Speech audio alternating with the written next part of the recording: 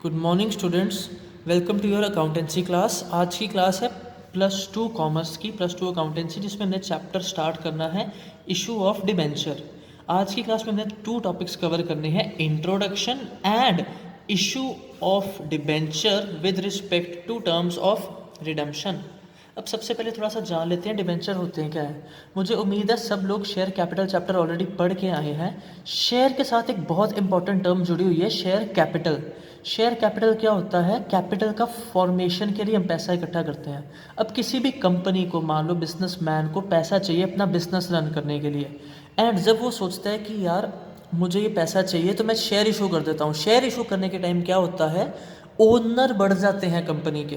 जैसे for example मुझे अपनी कंपनी चलाने के लिए 1 करोड़ रुपीज़ चाहिए, मेरे पास 40 लाख थे। 60 लाख के अगर मैंने शेयर इशू कर दिए, मतलब 60 लाख रुपीज़ की वो ओनरशिप जो है वो मेरे पास नहीं है। जिस पर्सन के पास शेयर है उसके पास ओनरशिप है।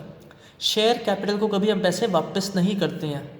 लेकिन अब एक तरह से देखा जाए, अगर मुझे अपनी कंपनी में पैसे तो चाहिए लेकिन मैं नहीं चाहता कि मेरी कंपनी की ओनरशिप किसी और के पास आ जाए, तो इस केस में मैं क्या करूँगा, I will switch to debenture. अब डिबेंचर अगर एक सिंपल सी टर्म में देखा जाए, debenture is a long term borrowing that is equivalent to loan. अगर हम अपना बिजनेस शुरू करने के लिए लोन लेते हैं, लेकिन लोन हम नॉर्मली कहाँ से लेते हैं, इधर बैंक से, फाइनेंशियल इंस्टीट्यूशन से। लेकिन जब हम डिबेंचर इशू करते हैं, ये इशू करते हैं जनरल पब्लिक को, आम लोगों से। जब हम लोन लेते हैं, मतलब जिसको करेंगे क्या, फॉर एग्जांपल मान लो मुझे कंपनी में 60 लाख रुपीज़ की ज़रूरत थी, तो मैं क्या करूँगा, मान लो 100 रुपीज़ पर डिबेंचर, मतलब 100 रुपीज़ के डिबेंचर इशू कर रहा हूँ। तो 60 लाख रुपीज़ इकट्ठे करने के लिए मुझे कितने डिबेंचर इशू करने पड़ेंगे, तो 60 lakh divided by 100, that will be 60,000 debenture. अगर मैं 60,000 डिबेंचर्स 100 रुपीज़ के इकट्ठे करूं, मतलब इशू करूं, तो मुझे 60 लाख रुपीज़ आ जाएंगे। अब ये 60 लाख रुपीज़ क्या है, ये लोन है जिसको मुझे कभी ना कभी वापस करना पड़ेगा। Most important thing is this, इसी चीज़ को हम रिडेम्पशन कहते हैं। जब हम लोन लेते हैं तो लोन को रीपे किया जाता है। Loan is repaid. अगर हम कहीं से भी लोन लेते हैं, बैंक से लेते हैं, किसी फ्रेंड से बोरो करते हैं, लोन को वापस करते हैं। बट डिबेंचर इज रिडीम्ड, यानी रिडम्पशन की जाती है। मुझे उम्मीद है आपको कुछ कुछ आइडिया होगा डिबेंचर होते क्या हैं। अब जैसे शेयर को इशू करते थे ना, वैसे ही डिबेंचर को इशू करना है, जिसमें आज हमने ट्राई करने हैं 6 केसेस कवर करने के। तो स्टार्ट करते हैं हम केस 1, या फिर पहले आपको समझा देते हैं कि ये केसेस आने कैसे हैं। ये जो डिबेंचर्स हैं, अब आपको याद होगा जब हम शेयर को इशू करते थे तो कैसे इशू करते थे, या तो पार वैल्यू पे इशू करते थे या फिर प्रीमियम पे इशू करते थे। मतलब फॉर एग्जांपल अगर मान लो पार वैल्यू जो है वो डिबेंचर की 100 है, तो इसको या तो 100 के ऊपर इशू कर सकते हैं या 100 से ज़्यादा, फॉर एग्जांपल 110 पे इशू कर सकते हैं। जब हम शेयर कैपिटल की बात करते थे उसको सिर्फ पार या सिर्फ प्रीमियम पे इशू करते थे। लेकिन ये जो डिबेंचर है, इसको इशू करने के टाइम हम पार पे भी कर सकते हैं, प्रीमियम पे भी कर सकते हैं, एंड डिस्काउंट पे भी कर सकते हैं। यानी 100 रुपीज़ का जो डिबेंचर है, हम वो लोगों को 90 रुपीज़ में, 80 रुपीज़ में इशू कर सकते हैं। ये था इशू करने के 3 तरीके। अब इशू का मतलब क्या होता है, मैंने लोगों को जब मैंने लोगों को डिबेंचर देने हैं, लोगों ने मुझे क्या दिया, पैसे। तो वो पैसे मैं पार पे भी लोगों से मांग सकता हूँ, प्रीमियम पे भी मांग सकता हूँ, डिस्काउंट पे भी मांग सकता हूँ, मतलब ओरिजिनल वैल्यू पे, या फिर ओरिजिनल वैल्यू से ज़्यादा या ओरिजिनल वैल्यू से कम। लेकिन जब ये डिबेंचर वापस करने हैं, यानी कि रिडीम करने हैं, तब या तो हम पार पर वापस कर सकते हैं या फिर प्रीमियम पे। हम कभी भी पैसे को वापस जो करना है वो डिस्काउंट पर रिडीम नहीं कर सकते हैं। इसका मतलब क्या है कि लोगों से पैसे कम मांग सकते हो, लेकिन जब लोगों को पैसे वापस करने हैं तो या तो जितने पैसे लिए उतने वापस करो या उससे ज़्यादा वापस करो। वापस करने टाइम हम डिस्काउंट नहीं दे सकते हैं। आई hope this is clear. And इसी से हमारे 6 केसेस बनने हैं। 6 केसेस कैसे होंगे, issued at par, redeemable at par, issued at par, redeemable at premium, इसके 2 केसेस। फिर issued at premium redeemable at par, issued at premium redeemable at premium, इसके भी 6 cases, 2 cases. Then issued at discount redeemable at par, issued at discount redeemable at premium. ये 6 cases हमने करने हैं, जिसमें से हम फर्स्ट केस स्टार्ट करने लगे हैं, तो बहुत ध्यान से इसको समझना है। फर्स्ट केस हमारा सिंपल सा है, case 1, issued at par and redeemable at par. इसका मतलब हमने जब डिबेंचर के पैसे मांगने हैं तो मांगने भी 100 हैं एंड वापस कितने करने हैं, वापस भी 100 करने हैं। अब यहाँ पर ना जो हम केस है इसमें मान के चल रहे हैं कि पूरे के पूरे डिबेंचर के पैसे लमसम में मांग रहे हैं। आपको याद होगा शेयर कैपिटल में हम क्या करते थे, या तो फुल अमाउंट मांगते थे या फिर हम डिफरेंट मांगते थे, जैसे एप्लीकेशन, अलॉटमेंट, फर्स्ट कॉल। यहाँ पर भी हम उस पर जाएंगे। अभी हम कर रहे हैं लमसम पे, यानी 100 रुपीज़ का अगर डिबेंचर है तो 100 के 100 एक ही बारी में मांगने हैं एंड एक ही बारी में वापस करने हैं। अब आपको याद होएगा जब हम पैसे पहले रिसीव करते हैं एंड बाद में ड्यू करते हैं, तो यहाँ पर भी इशू की, अभी हम कर सिर्फ इशू रहे हैं, ठीक है, रिडीम करना नहीं है। लेकिन बात ये है कि जब हम डिबेंचर को इशू करते हैं ना, तो इशू करने के टाइम हमें पता चल जाता है कि यार अभी मांगे तो 100 रुपीज़ हैं, वापस भी 100 ही करने हैं। तो ये है इंट्रो, ध्यान से पढ़ो, issue with respect to terms of redemption. Redemption अभी नहीं करनी है, लेकिन टर्म्स हमें अभी बता रिडम्पशन की, जिसको हमने ध्यान से लेना है। अब यहाँ पे अगर हम आगे चलें तो हमें अभी देखते हैं यहाँ पर क्या होगा। Issue at par redeemable at par, अब मतलब हमें पैसे आ कितने रहे हैं, पूरे के पूरे 100। तो हमारी यहाँ पे छोटा सा जर्नल का फॉर्मेट बनाएंगे। यहाँ पर एंट्री क्या आएगी, सबसे पहले जर्नल में हम क्या लिखते हैं, बैंक अकाउंट डेबिटेड टू, पहले लिखते थे bank account debit to share application and allotment. अब यहाँ पे शेयर की जगह क्या आ जाएगा, डिबेंचर। तो we will write bank account debit to debenture application and allotment account. इसमें कितने रुपीज़ जाएंगे, 100 ही जाएंगे, क्योंकि 100 रुपीज़ का डिबेंचर था और अभी 100 रुपीज़ हमें रिसीव हुए हैं, 100 हमें रिसीव हुए हैं। अब नेक्स्ट एंट्री, इसकी नरेशन अभी के लिए छोड़ देते हैं। नेक्स्ट एंट्री में आपको याद होगा जो चीज़ यहाँ पे क्रेडिट होती है उसी को डेबिट करते थे, तो इधर हम लिखेंगे debenture application and allotment account debited. अब यहाँ क्रेडिट में 100 था तो डेबिट में भी कितना लिखेंगे, 100। तो debenture application and allotment account debited 100 से 2 में जाएगा, 2% डिबेंचर। ये परसेंटेज क्वेश्चन में दी होगी, इसका नेम है।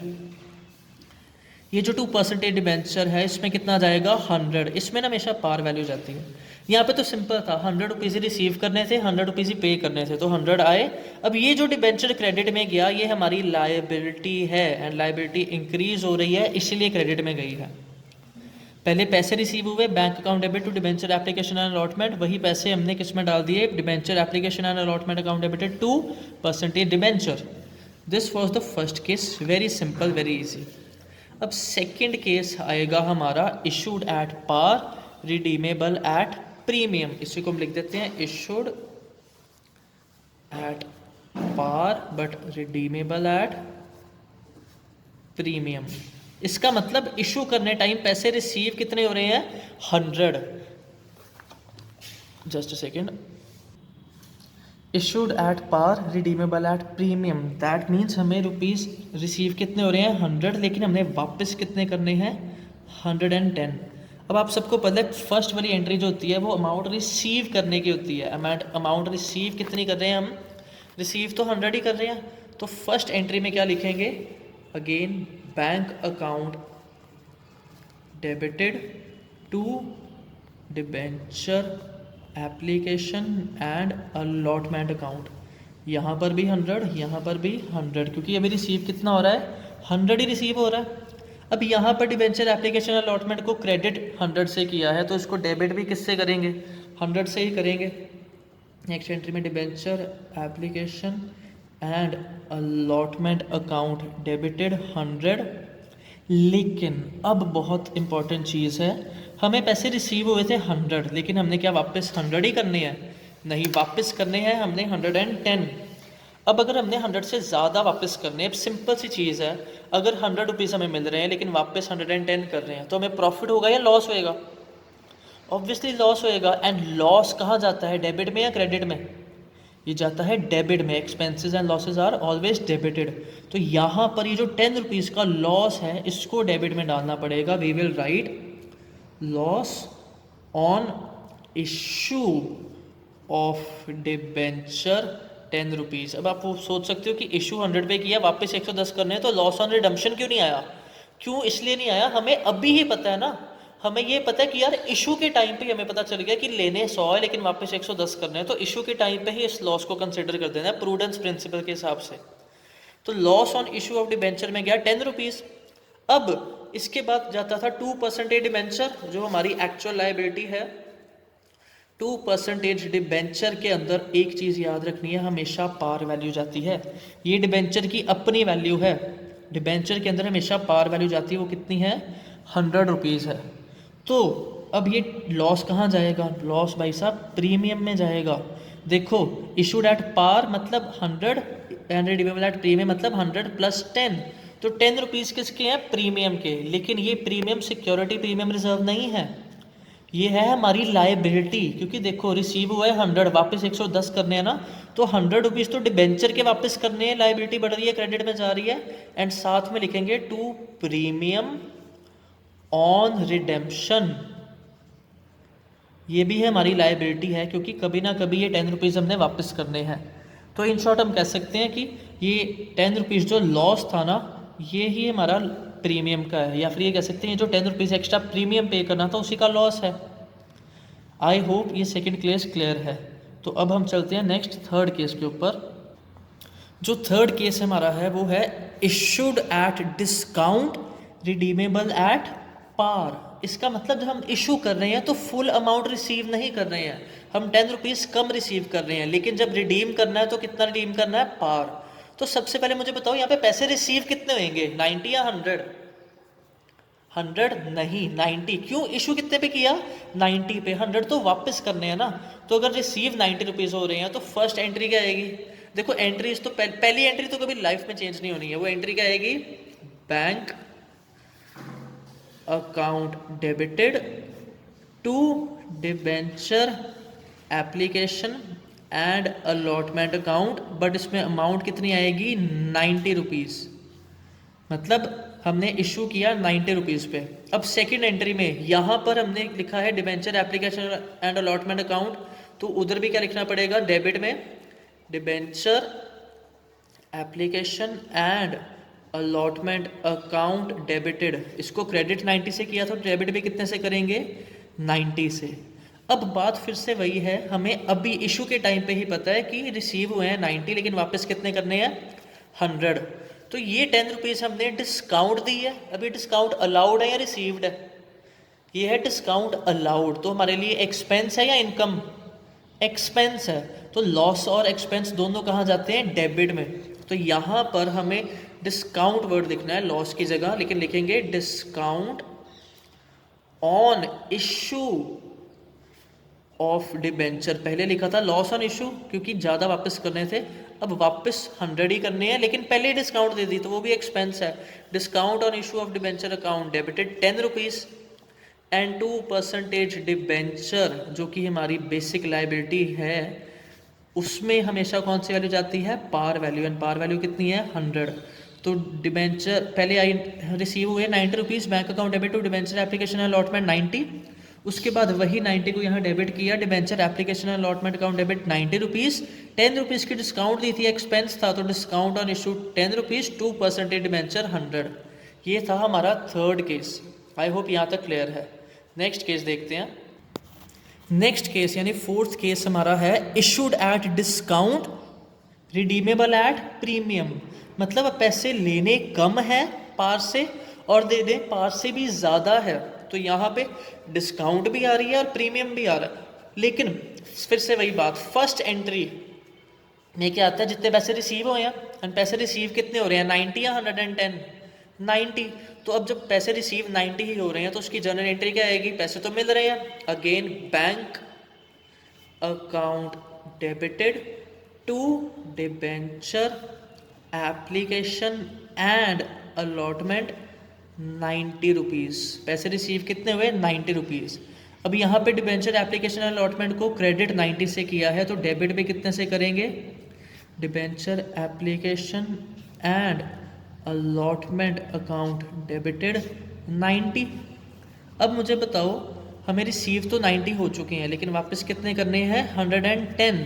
तो उसके लिए हमें क्या करना पड़ेगा? सबसे पहले अब बात समझो, ये 90 है 100 माइनस 10 और ये है 100 प्लस 10। पार वैल्यू हमेशा कितनी होती है? 100।